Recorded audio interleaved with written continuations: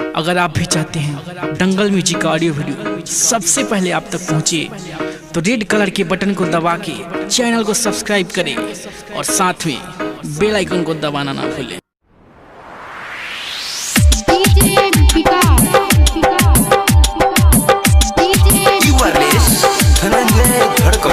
हमके बता दे रे पुरवा कवना दिशा में जाना रहेले, कवना दिशा में जाना रहेले।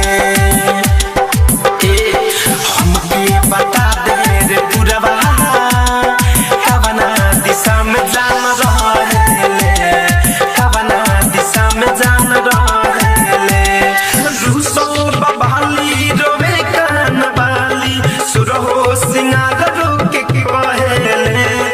हमके बता दे रे पुरवा कवना दिशा में जाना रहेले, कवना दिशा में जाना रहेले।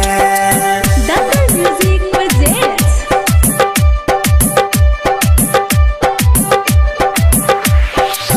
DJ विकास। आप सुन रहे हैं धनंजय थरकर को, सुनते रहिए और झूमते रहिए। लागे ना मुरझिया कैसन बादे पिया सर से सरक जाता शादी हो, शादी हो, शादी हो। लागे ना मुरझिया कैसन बादे पिया सर से सरक जाता शादी हो, शादी हो।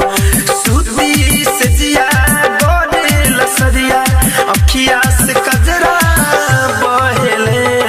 हमके बता दे रे पुरवा कवना दिशा में जाना रहेले, कवना दिशा में जाना रहेले।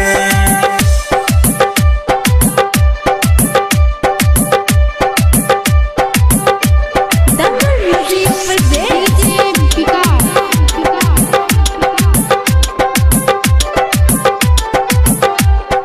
कवन कसुर कैनी सैया से दूर भैनी देखला मनवा